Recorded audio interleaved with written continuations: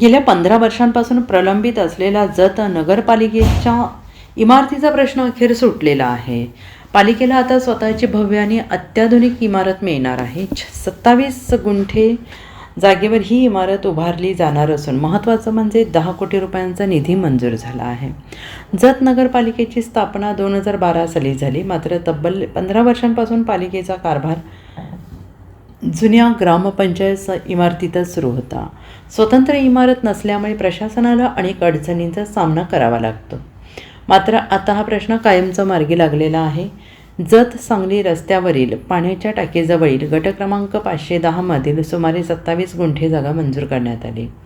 जिल्हाधिकारी अशोक काकडे यांच्या पुढाकारामुळे हा निर्णय शक्य झाला. तर आमदार गोपीचंद पडळकर यांनी 10 कोटी रुपयांचा निधी मंजूर केला आहे.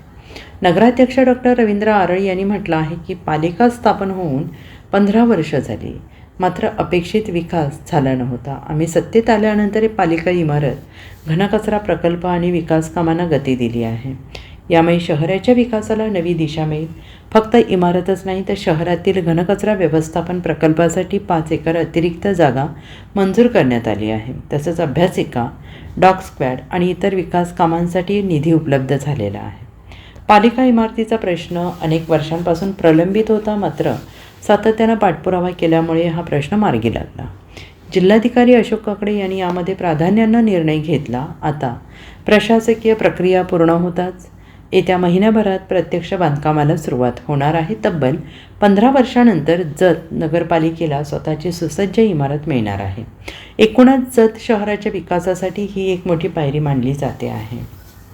नगरपालिकेच्या नगराध्यक्ष म्हणून काही गोष्टी आवर्जून मला सांगायच्या आहेत की नगरपालिकेची प्रशासकीय इमारत याचा निधी माननीय आमदार गोपीचंद पडळकर साहेबांनी आचारसंहितेच्या आधी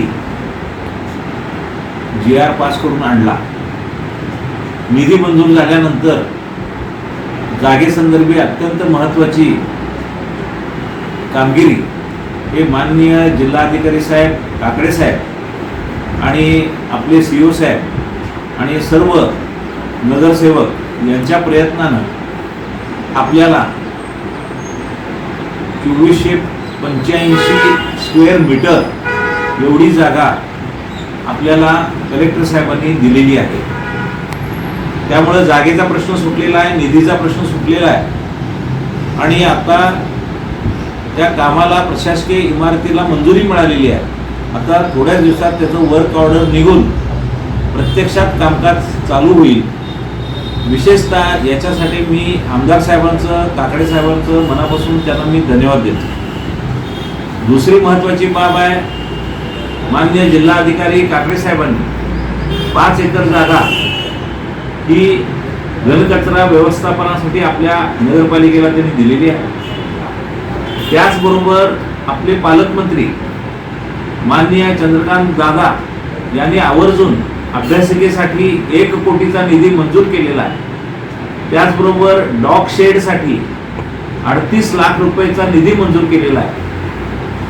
आणि विशेष जे प्रलंबित कामं जत शहरासाठी होती ती आता झपाट्यानं होताना दिसत आहेत. याच्यामध्ये काकडे साहेबांचं आणखीन एक वैशिष्ट्य म्हणजे की माननीय म्हणजे महात्मा बसवेश्वर यांच्या पुतळ्यासाठी जी मंजुरी, कारण त्या समितीचे अध्यक्ष होते, त्यांनी ती मंजुरी आवर्जून दिली आणि जतच्या सौंदर्याच्या दृष्टीनं, आध्यात्मिक विचाराच्या दृष्टीनं अत्यंत महत्त्वाचा बसवेश्वर महाराजांचा पुतळा आता उभा राहतोय.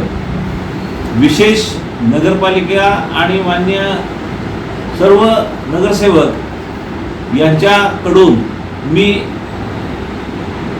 माननीय अशोक काकडे साहेबांचं मनापासून त्यांना अभिनंदन करतो आणि त्यांचं आभारही व्यक्त करतो. त्यांनी आपल्याबद्दल खूप चांगली मदत केली आहे. Bureau report, SBN Marathi Jat.